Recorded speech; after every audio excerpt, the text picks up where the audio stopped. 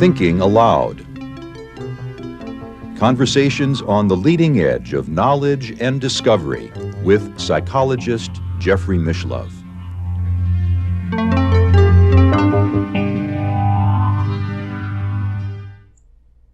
Hello and welcome. I'm Jeffrey Mishlove. Today we'll be exploring spiritual practice and scientific inquiry. With me is Dr. Edward Close, who is the author of Transcendental Physics. He is the co-author with Vernon Neppe of Reality Begins with Consciousness. He has also authored a chapter in a brand new anthology called Is Consciousness Primary?, edited by Gary Schwartz and Marjorie Woollacott, and the title of that chapter is The Mathematical Unification of Space, Time, Matter, Energy, and Consciousness. He also has a forthcoming book coming out called Secrets of the Sacred Cube, a Cosmic LoveStory. Welcome, Ed. Oh, thank you. I'm very happy to be here. I'm delighted to be with you. I'm really thrilled that you've come here to Albuquerque. And you are an individual who has maintained a consistent yoga practice for nearly 6 decades. Yeah, that's true. About the same time that I got interested in theoretical physics through the work of Albert Einstein, I also got interested in consciousness expansion and the various methods and the perennial philosophy. I was reading things like Aldous Huxley, and I got interested in the Rosicrucian order at one time. But eventually what caught my attention was a self-realization organization, Self-Realization Fellowship, founded by Paramahansa Yogananda. The author of the famous book Autobiography of a Yogi. Yes, and most people who got interested in and become members of SRF, Self-Realization Fellowship, will say that that's the book that brought them in, reading his life story and experiences. It's a very compelling book, but now in your case, as I recall, you had some very profound experiences even as a child. Yes, I did, and that's why, even though I love mathematics and physics, I knew there was something more than the basis of the normal materialistic paradigm from these experiences. And so the two things to me always work together, because I felt that what we experience in life, and like as Niels Bohr has said, what we really are doing in science is describing what we experience, what things are real to us. And then you get into the definition of reality. And if you take one metaphysical point of view, it's only real if it's physical in the sense of matter, energy, time, and space. Everything else is secondary. But as you know, in our work, meaning mine and Dr. Neppe's, and also in an increasing number of legitimate scientists, that worldview is reversed, where we feel like one way to look at it is, what do we experience directly? Because if you look at the physics of perception, you find that it's very indirect. When we look at something, for example, we only see a very narrow bit of the energy that's there, a little slice of the electromagnetic spectrum, so forth. So we only see a little bit of the reality that's there through our senses. But what do we experience? The only thing, and it's indirectly, because if you look at the physics of it, you've got a photon that's bouncing off of an object and going into your eye and hitting the retina and triggering a flow of electrical charge in the optic nerve and eventually getting to the brain and being compared with everything you've got stored in there, there are far more tracks in the brain that are comparison than there are incoming. If you look at it as a machine, it's an amazing machine, comes to saying, oh, that's a house, or that's a chair, or that's a Rubik's Cube, whatever. And it's amazing how that works. But that means that we don't experience that object directly. Yeah. We experience through this chain. Mm-hmm. So what do we experience directly? Well, that would be consciousness. Consciousness itself. Thinking that way and realizing that reality is holistic. It's not something that has bits and parts that don't fit together. Somehow it fits together, otherwise we would not have a stable universe. Mm-hmm. So it must all work together some way. And then when you get to phenomena, things like I did experience as a child. Let's talk about that particular experience. Okay. The first things that I experienced were sometimes what I call heightened senses that were, I thought, nothing of it because, I'm a kid and it happens to me. It probably happens to everybody else. But I found out it was unusual if I talked to somebody about it. My father said, well, you're a growing boy. You'll outgrow it. But I never did. The experiences changed somewhat over the years, but I still had and have those kinds of experiences. And one that I think you may be referring to that I mentioned was in my grandparents' house, where I saw something in a dream, what to me was a dream, except it's one of these dreams, and I find a lot of people have this dream of flying or floating, or kind of somehow you suddenly discover a certain movement you can make, or certain thing you can do, that all of a sudden you're airborne. And a lot of people have this dream.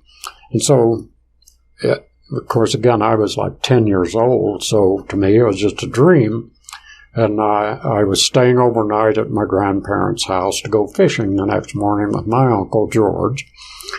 And all of a sudden, in my dream, I was in the main living room of the house downstairs, when actually, physically, my body was asleep upstairs in bed. But in my dream, I thought I was in the living room.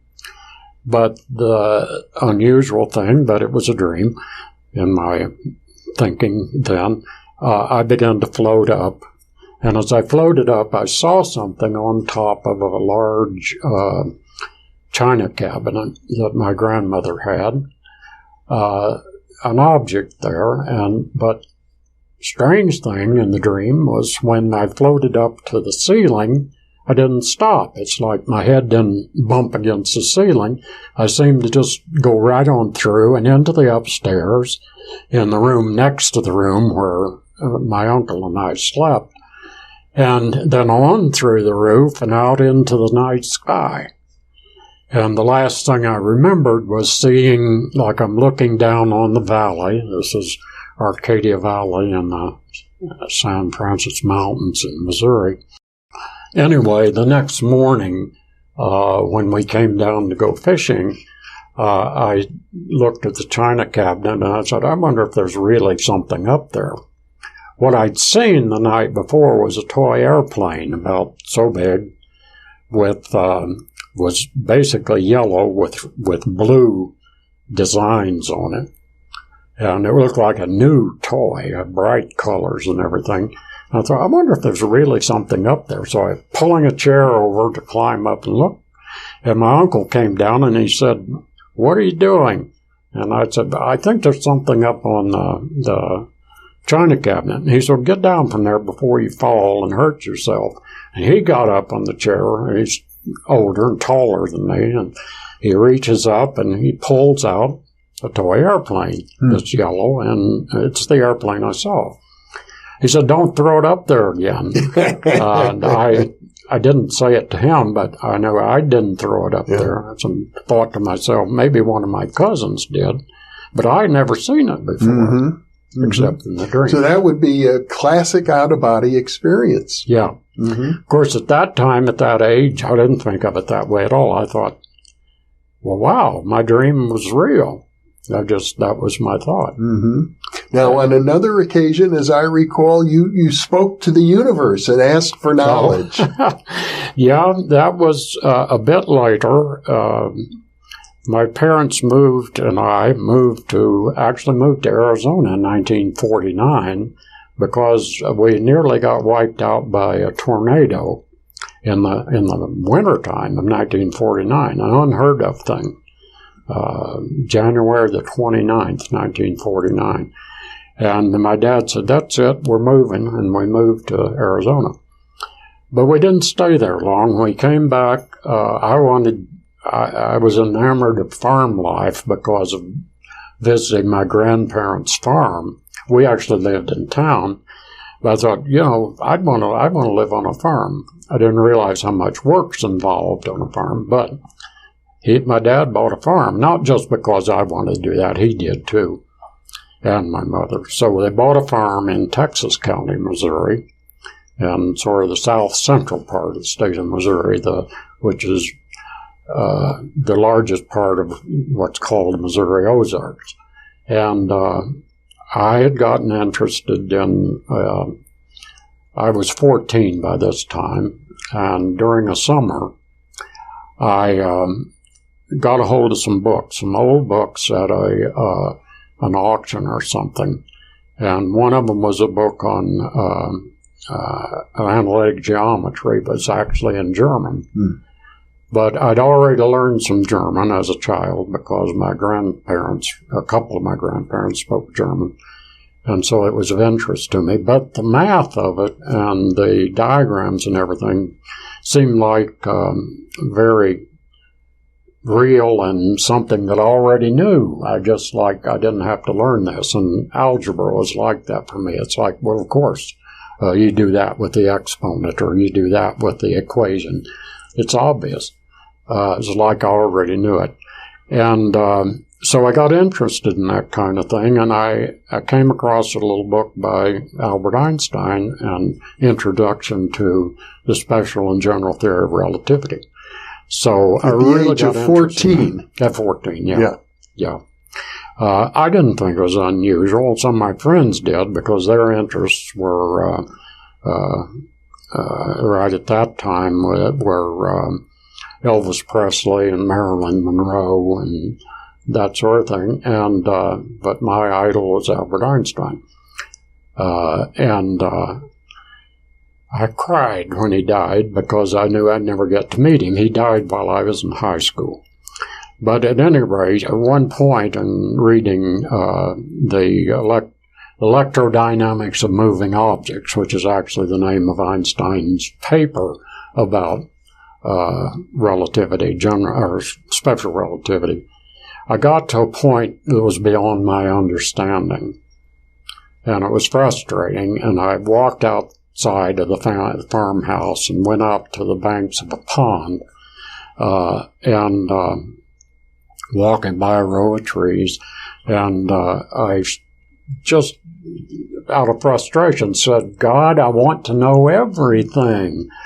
And I had a sudden response. It's like somebody turned a switch and sound went away. There was no sound. And everything around me seemed to be alive. And it's like, the only way I can describe it is like I sort of melted into my surroundings, it's just like everything was alive, like in the pond and in the trees. And then I could hear, and I had no idea what it was. Later I found out it was something called the Ohm sound. I could hear this sound that was like at the heart of everything, and more like the sound of a flowing something, a river flowing or something. And I thought, that's my answer, so I'm going to be a theoretical physicist. I've gotten the answer that the way to know everything is to become a theoretical physicist. So that was maybe a little bit unusual. In most of the people in science who go to consciousness studies and things like that, most people who are in the hard sciences in particular, have some kind of an epiphany that happens after they've had the scientific training. In my case, and I've met one or two other people, that wasn't the case. It's like I knew from early on that reality is a lot more than mass and energy and time and space, even though what I wanted to study, and I've come to the understanding that the study of any subject, really, can lead you to an expanded awareness, to really understand a musical instrument, to really understand any subject in great detail. You almost become one with the subject, and then you realize that everything's related, and that leads to other things that you learn and experience. So this is why I think meditation is an important thing. For me, it certainly is, and I think should be for. I really believe that the scientists of the future will go beyond just training their intellect to use intellectual tools, but train their entire being, their consciousness, in learning to understand. And I think that's where we're going, but it may take a while. Well, in 1960, I gather you were about 24 years old at the time, you encountered the Self-Realization Fellowship, this organization founded by Yogananda, yes. and you received an initiation then, which was very serious. You took on that initiation and remained with that practice the rest of your life. The rest of my life, yes. They have an advanced technique, and you take courses, and of course all of this as someone with a basically analytical mind, this made perfect sense to me. You study a subject, you learn about it, and then you apply it. And that's what appealed to me. Other sort of metaphysical groups that had rituals and things that they performed, if nobody could explain to me why a certain thing was done, then why do it? Unless. So I wanted to understand. I wanted to understand if I got into a way of interacting with the universe that involved some sort of concentration and some process. I wanted to understand the process as well. Had to be something that made sense to me.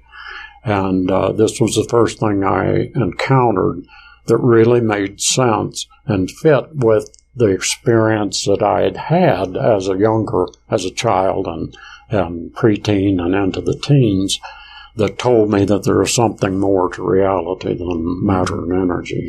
And I gather from our conversations that the type of yoga and meditation that you were taught is known as Kriya Yoga. Yes, that's the name for it. And it is, for reasons, the organization, like any organization, has its purposes and goals. And the organization, the Self-Realization Fellowship organization's purpose is to maintain the purity of the teachings of Paramahansa Yogananda. A particular lineage. Yes. And so for that reason, they don't want somebody like me explaining in detail what the method is. You have to go through the channels and take the course and do the practices and answer the questions. You actually are tested. So it's almost like going to classes and to the university, and then you have an exam. Do you understand this, or how do you understand it? Write a little essay about it. In other words, you're not authorized, and we're not going to teach anybody Right. in the course of this interview how to practice Kriya Yoga, but we can talk about it. Yes.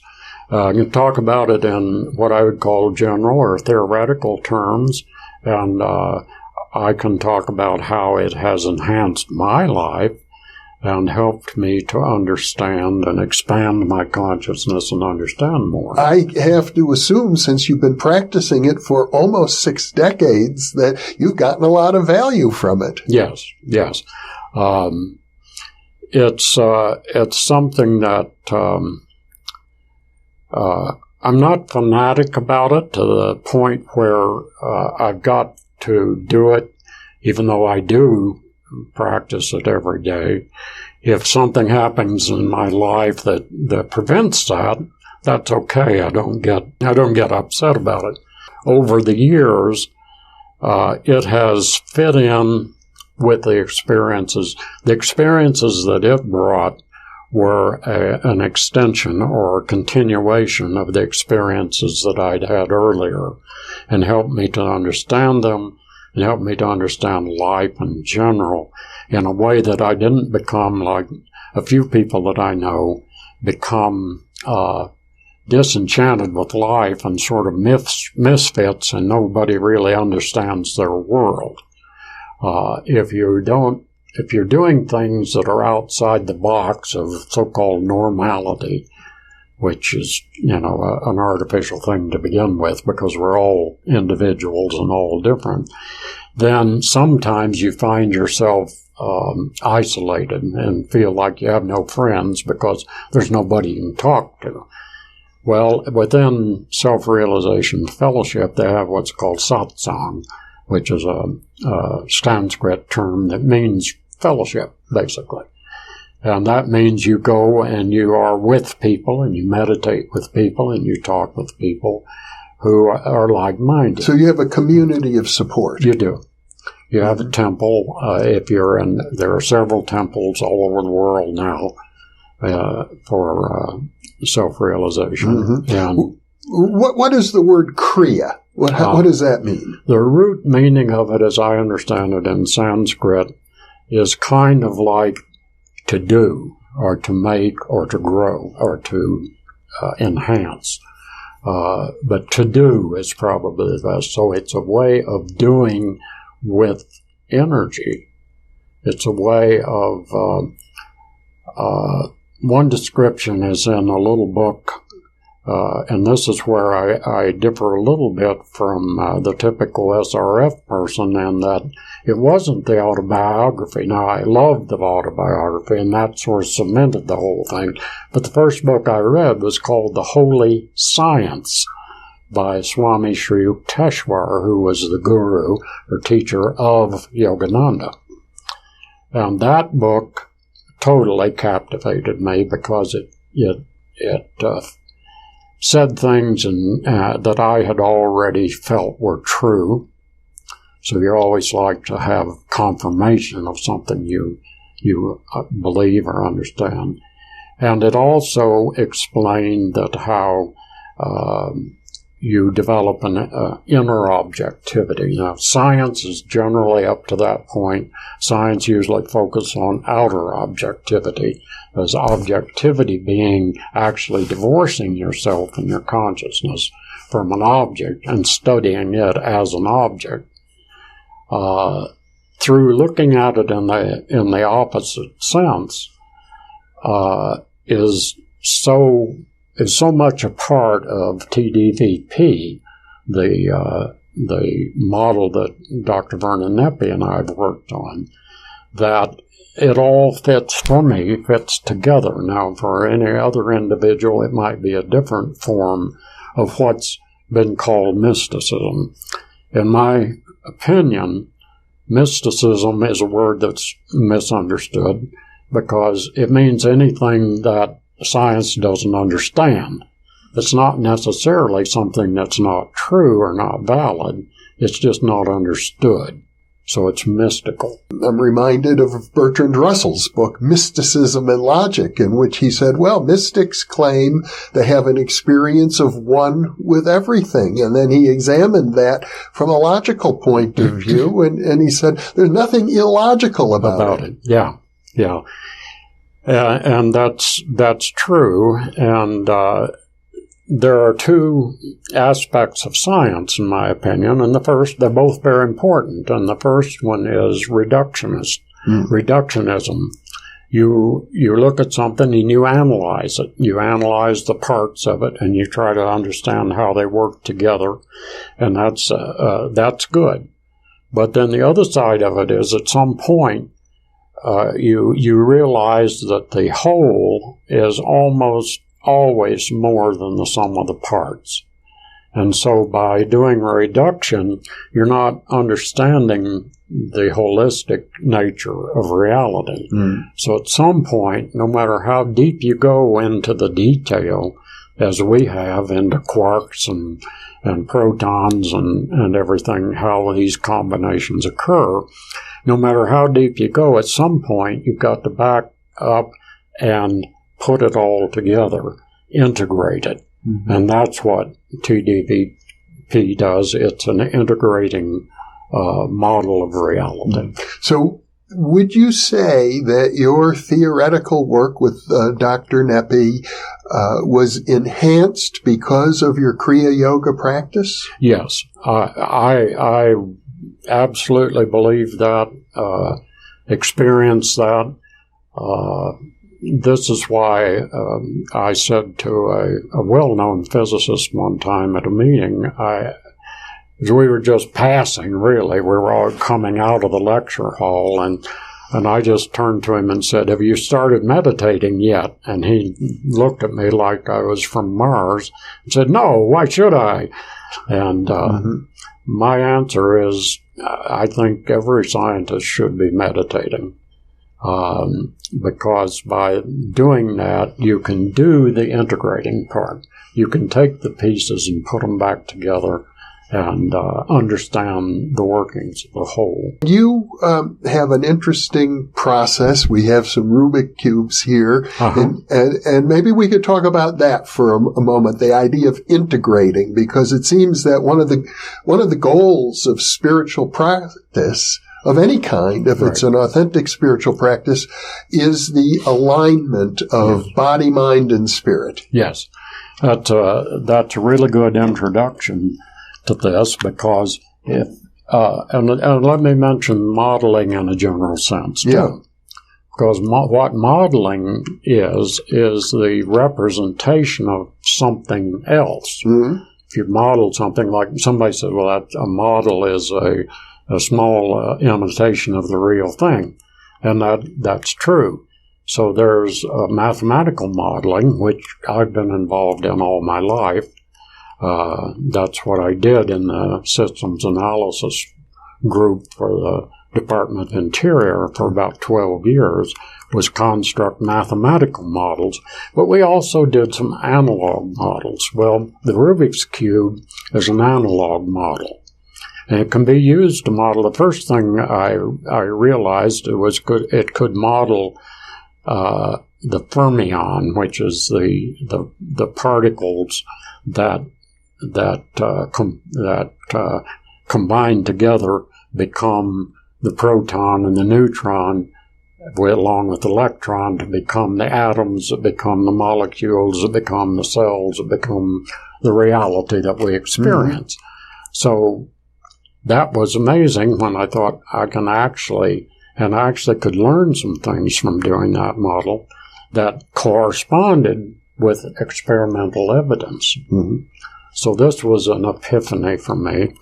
But then I had since we're talking about meditation, I had the thought that, I can use the different tiers and the different subcubes in a Rubik's Cube to model various things too. And for instance, the TDVP has we've found that mathematically there have to be 9 dimensions. Mm-hmm. Well, a cube has 9 tiers, 3 in each dimension. Mm-hmm.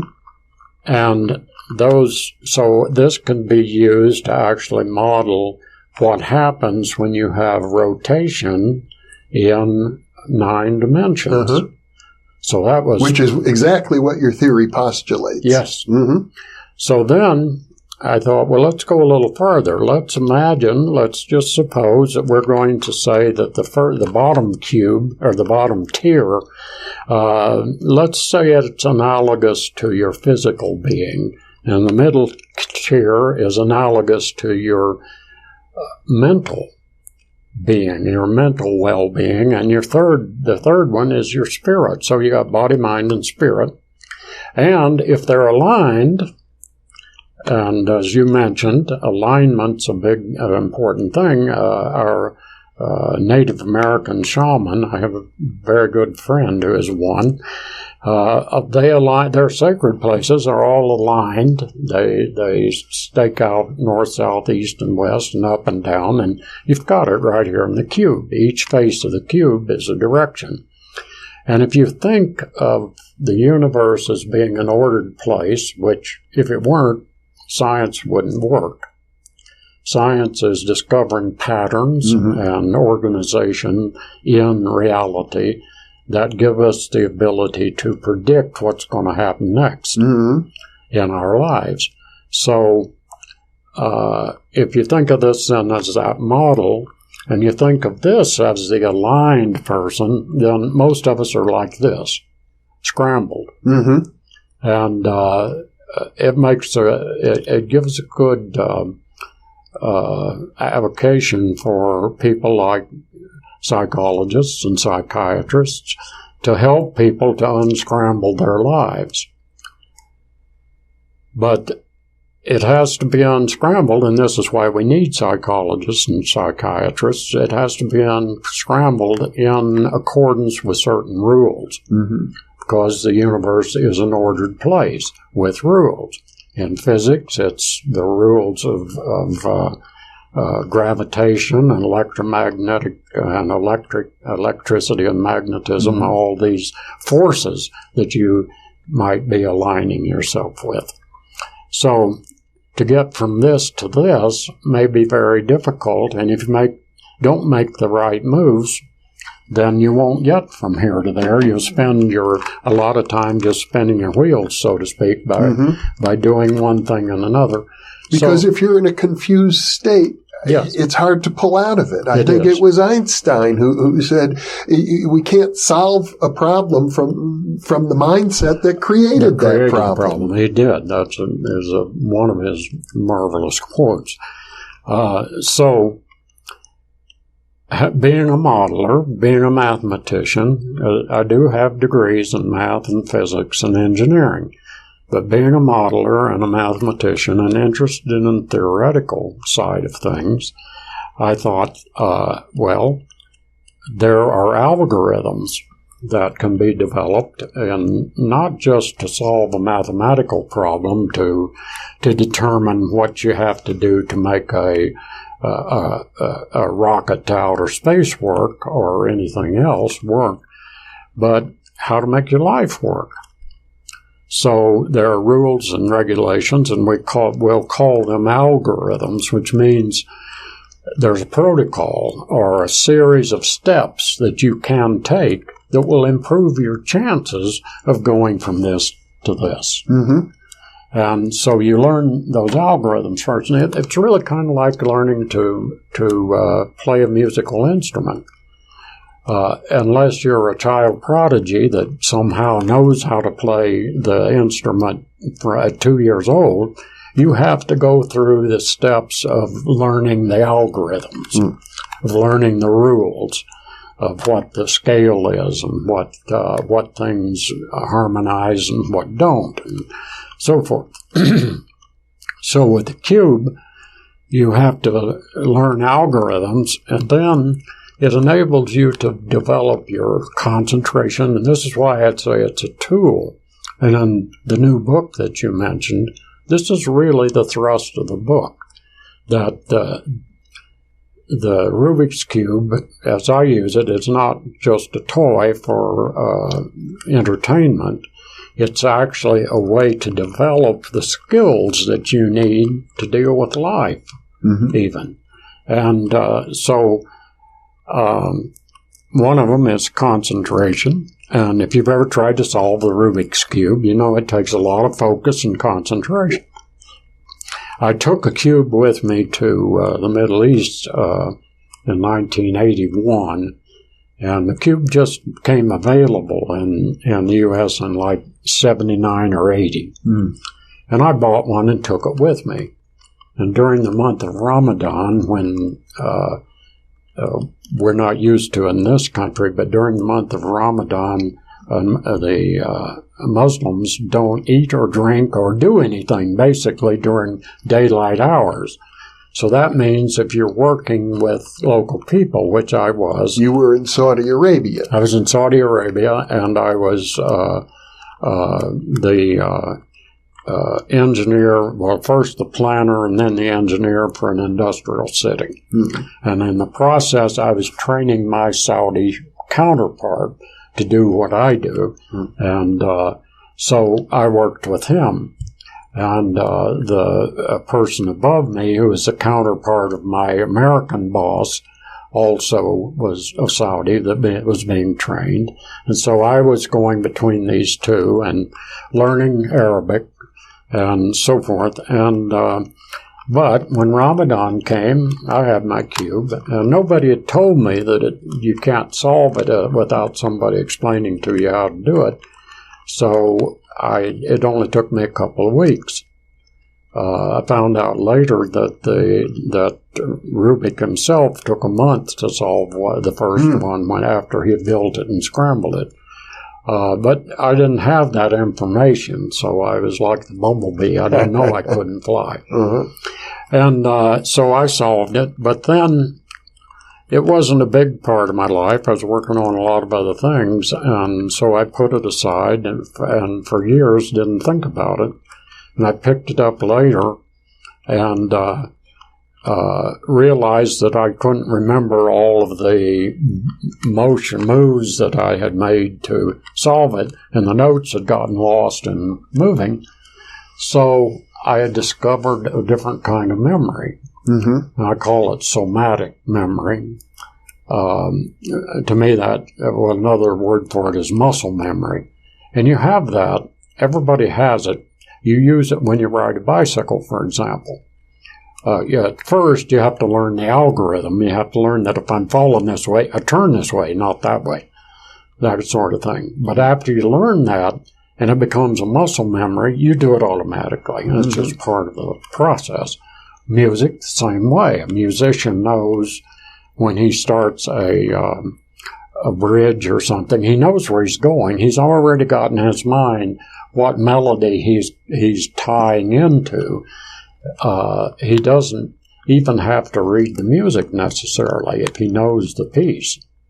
That's why an accomplished musician may have the music there, but he may never even look at it while he's playing this particular piece, however complex it might be. So the mind's a wonderful thing, and then after Vernon and I got together and were developing our model, I thought, and I found that this would model a fermion with an intrinsic spin of 1/2.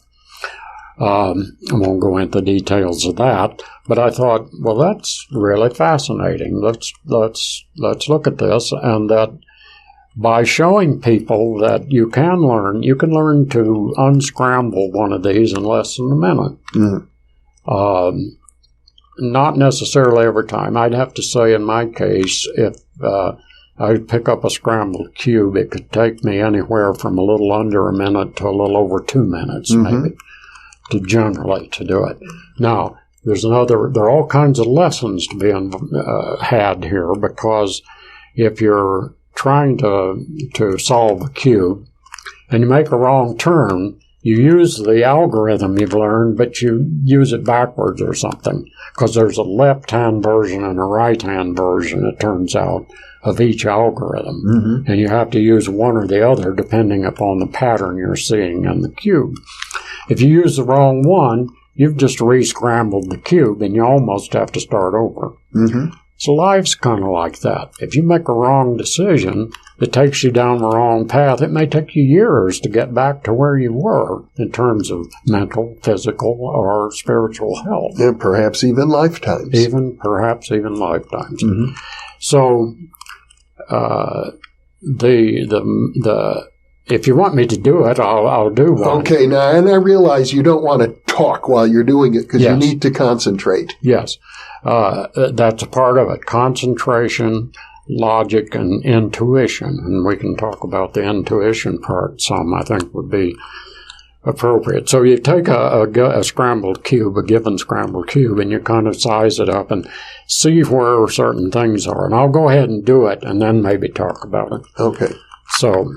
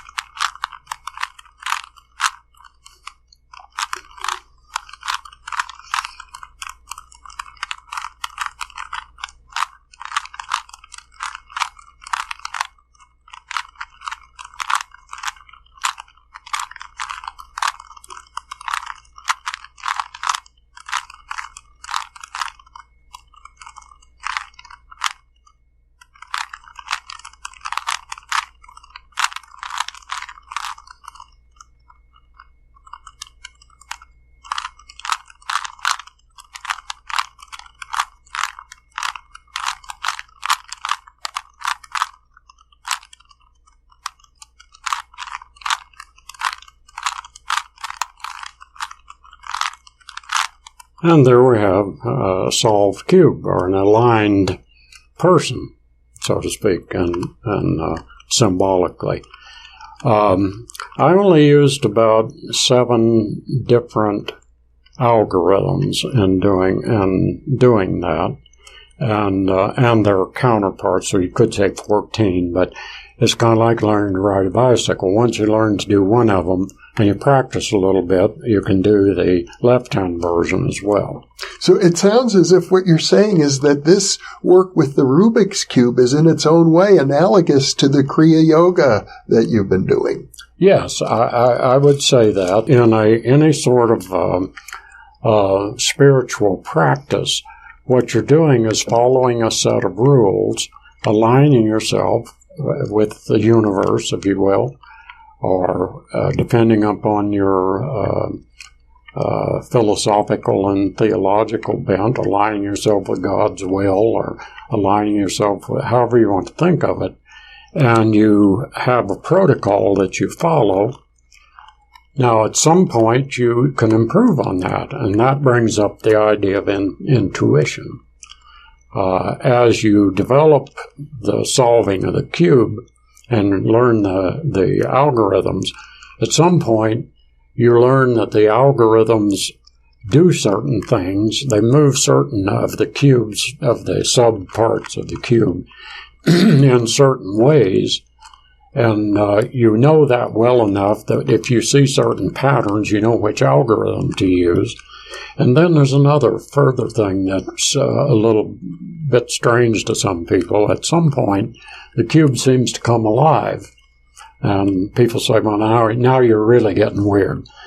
But in a way, this works with the Neppe close model, in that what we found is that there is some aspect of consciousness in every bit of matter in the universe, down to the quarks and protons and neutrons and hydrogen atoms. Mm-hmm.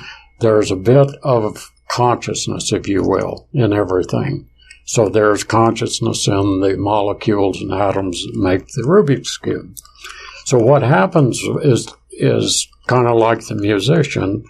the accomplished musician. When you get to the point where you really understand the cube, it will start giving you cues as to what algorithm to use next, or what one you can skip by doing a certain movement. And so it's just fascinating to me how much it models and is analogous to real life. Now, you've accomplished a great deal. Your TDVP theory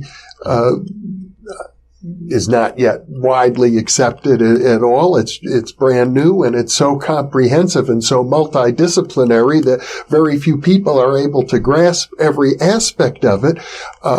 It could be completely wrong for all I know, but I have to say that to even develop a model like that, right or wrong, requires a kind of focus and alignment that you couldn't have done that if you were a scrambled up, confused person. Yeah. So, in a sense, and this is sort of counter to the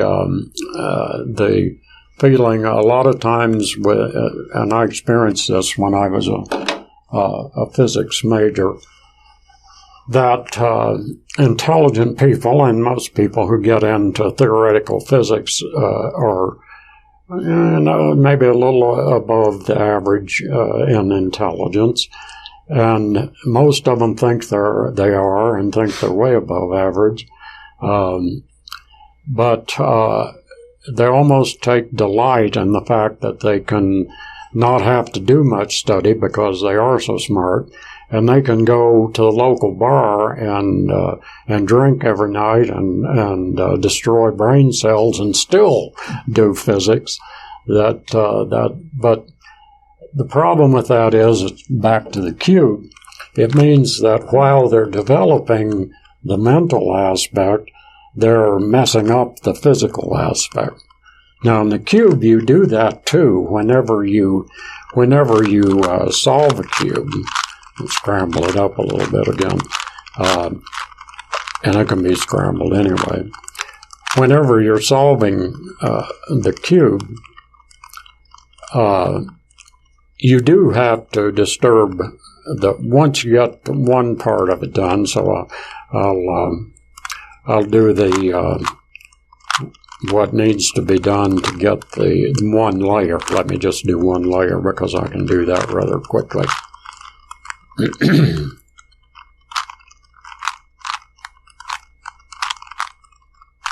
And it'll demonstrate what I'm talking about, or illustrate what I'm talking about.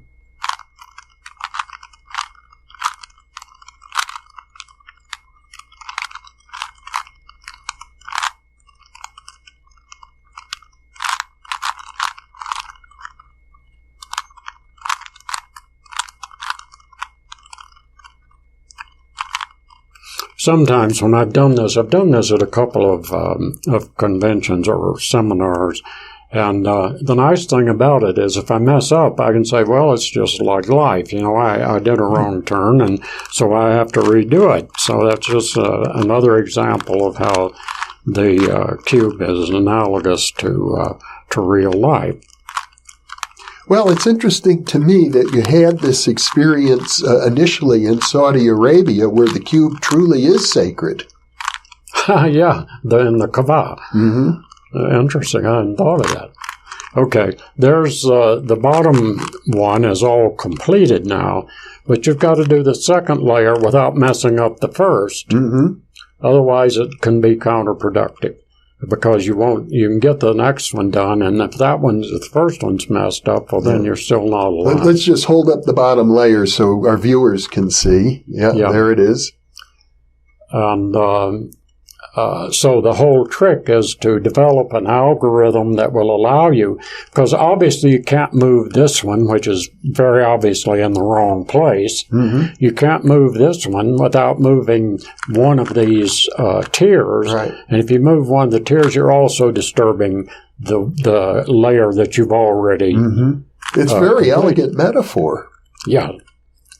Yes, and it goes on and on. I mean, they're just it's just amazing to me how many analogies you can come up with that are analogous to real life.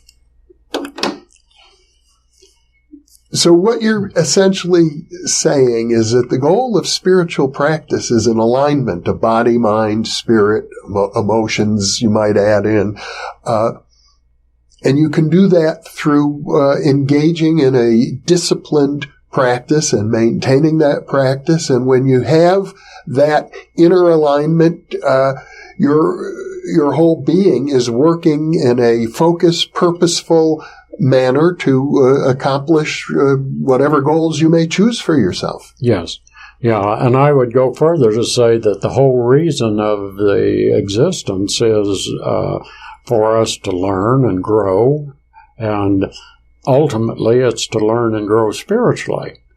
And so, I would say that the ultimate goal is to find a way to get to the point, and I'll even go a little further and say that along the line, you get to the point where you realize that because there is, and we'll talk about the word consciousness again, which has been a taboo word especially in physics for years. The minute if you submit a paper to a journal, can be beautiful paper, mathematics and physics, but if you relate it or bring in the concept and say the word consciousness, it's not going to get published. Well, the irony is that even in psychology, the field that's supposed to study consciousness, that was true for roughly half a century, from about 1920 to 1970. Yeah, and part of the reason was, if you have a science,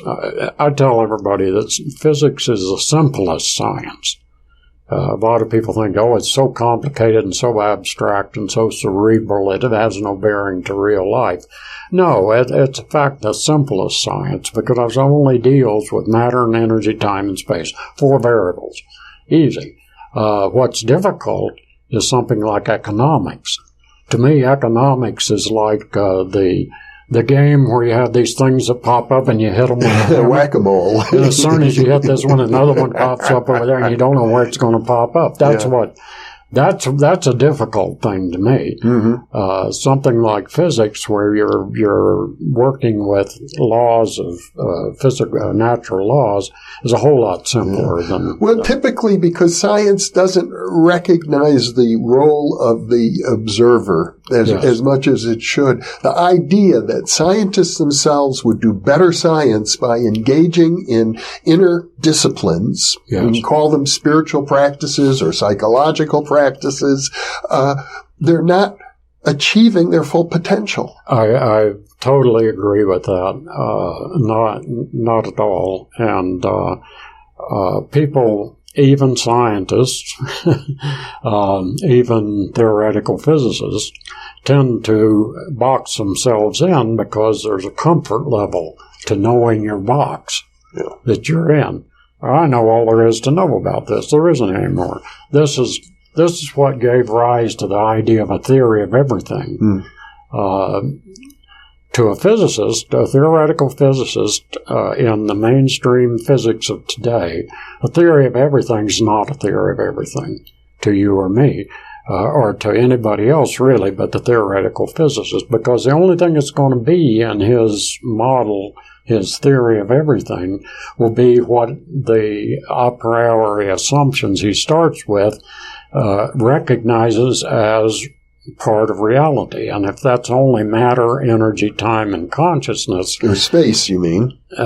Matter, energy, time, and space, yes, thank you. If it's only those 4 things, then I'm sorry, but that's not a theory of everything.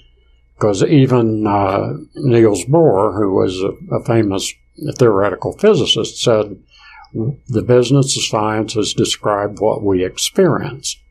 And if what we experience most directly is consciousness, then if you have a theory of everything that doesn't have consciousness in it, it's not a theory of everything. Dr. Edward Close, once again, a delightful, inspiring, and stimulating conversation. Thank you so much for being with me. Thank you. It was a pleasure. I just really enjoy talking with you. And thank you for being with us.